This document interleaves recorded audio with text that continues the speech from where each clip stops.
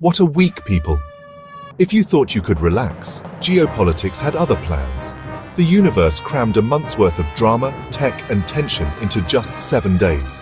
From high-tech military upgrades to billion-dollar jets having a bad day, the chessboard is active and the pieces are moving fast. Welcome back to your weekly deep dive. I'm W, here to help you make sense of it all. We'll break down India's new hardware, Pakistan's ambitions, and a chilling terror plot. This isn't just news, it's the story behind the headlines, with power plays and strategic shifts that will define the region. So grab your chai and get ready. Don't blink or you'll miss it. The Indian Army just placed a major order for Igla S air defense systems. These man-portable missiles turn any terrain into a no-fly zone for enemy helicopters, drones, and low-flying aircraft. The Igla S is all about speed and simplicity. Point, lock, and fire within seconds. It's a game-changer for protecting troops and assets from surprise attacks. This is part of a broader push to modernize India's Vishorad capabilities. The threats aren't just from bombers anymore. They're from swarms of drones and nimble helicopters. The Igla S, an Indian version of the Russian system, is built for this new era. But that's not all. The army is also seeking 155mm precision-guided artillery shells. These are the snipers of artillery. One shot, one target, minimal collateral damage. Precision is the new mantra. More lethal, more efficient. By combining mobile air defense with pinpoint artillery, India is preparing for a future where every shot counts. It's not just about buying weapons, it's about buying battlefield control. Target locked. The Indian Air Force's Rafale jets and Scalp cruise missiles aced Operation Sindoor. Pilots love the combo. Advanced sensors and long-range, stealthy strikes mean deep reach with minimal risk. The Scalp is a fire-and-forget missile, flying low and hitting targets with surgical precision. This capability is a powerful deterrent and a statement of India's reach. But there's a catch. Dassault Aviation, the manufacturer, is dragging its feet on promised India-specific upgrades. The IAF is frustrated.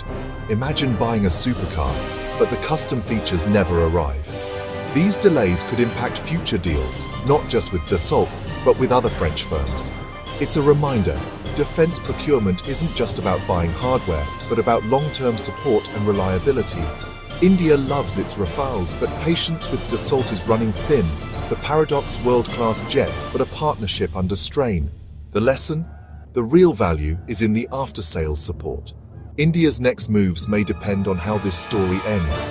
For now, it's love in the skies, frustration on the ground. Now to a jet that's not flying at all. The British F-35B Lightning II stranded in Kerala. This stealth fighter, pride of the Royal Navy, made an emergency landing and hasn't left since. Engineers from Lockheed Martin and the RAF are scrambling to fix a complex malfunction. The optics? Brutal. The F-35 program already faces criticism for cost and reliability. For India, it's an unexpected intelligence opportunity, watching the world's most advanced jet get repaired up close. It's a real-world lesson in the challenges of cutting-edge tech. Even the best machines break, but when it's a symbol of national power, the embarrassment lingers. The British will fix it, but the image of a billion-dollar jet stuck in Kerala will stick around. Sometimes, the most advanced hardware is just a very expensive paperweight. For India, it's a front-row seat to the realities of 5th-gen fighters. For the UK, it's a PR headache that won't be forgotten soon. While the F-35 sits in Kerala, the Indian Air Force is upgrading its radar network along the coast. This isn't about fishing boats. It's about tracking the growing Chinese naval presence in the Indian Ocean region. China's warships and research vessels are now a common sight, making surveillance a strategic necessity. New radars and integrated networks give India real-time domain awareness, leaving no blind spots. The goal: detect threats early, monitor shipping lanes, and maintain a constant vigil over vital waters. It's a tech-driven arms race. Sensors and data, not bullets. Drones like Adani's Drishti 10 used in Operation Sindoor add a mobile, persistent layer of surveillance. India's domestic drone industry is stepping up, complementing fixed radar stations. The result? A multi-layered grid that watches everything. India is making it clear. The Indian Ocean is its backyard, and nothing goes unnoticed. The message to rivals: we see you. The message to the world: India is the region's security provider. From the ocean to space, Indian Air Force Group Captain Shubhanshu Shukla has returned from a mission at Russia's Yuri Gagarin Cosmonaut Training Center. He's now one of India's first astronauts, a milestone for the nation's Gaganyaan human spaceflight program. Prime Minister Modi called it a moment of immense pride, underscoring the mission's national significance. Shukla's experience will shape India's future astronaut training and safety protocols. For decades, human spaceflight was the domain of the US, Russia, and China now. India is joining the club. Training astronauts proves India has the talent and ambition for complex missions.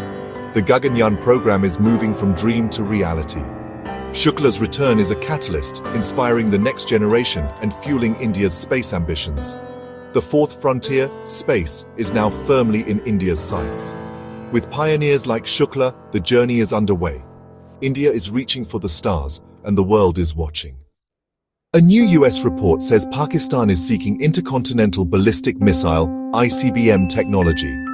ICBMs can deliver nuclear warheads across continents, a major escalation. Until now, India and Pakistan's nuclear standoff focused on regional targets. ICBMs would let Pakistan threaten far beyond South Asia, even Europe. Pakistan is reportedly seeking multi-stage rocket tech from abroad, blurring the line between civilian and military programs. Why the push? Strategic parity with India's Agni missiles and a desire for global deterrence. But it's a risky game. Longer ranges, shorter warning times, and higher chances of miscalculation. The nuclear balance in South Asia could shift dramatically. The world is watching closely. What happens here has global consequences. The arms race just got a lot more dangerous. Amid missile talk, Pakistan's PM Shehbaz Sharif offers dialogue with India, including on Kashmir. On the surface, it sounds positive. Peace is always welcome in South Asia. But India's stance is clear. Talks and terror can't go together. Pakistan must act against terror groups before any real dialogue. With Pakistan's economy in crisis and political instability rising, the offer may be more about optics than substance.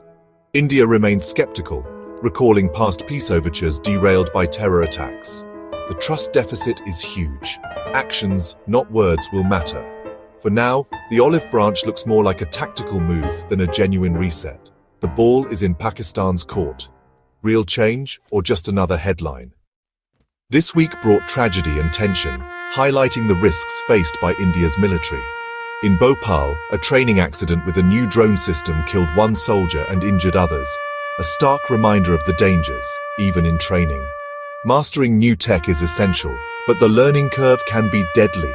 Meanwhile, on the line of control, troops fired on suspicious movement. Life on the LOC is a constant, high-stakes vigil. Soldiers must make split-second decisions, never knowing if a shadow is a threat. The ceasefire is fragile. The border remains an active front line. These incidents show the diverse challenges, internal risks from new tech and external threats from cross-border terrorism. For India's armed forces, danger is a constant companion. The price of preparedness and vigilance is high. Every week brings new reminders of the sacrifices made to keep the country safe. The most chilling threat this week came from within.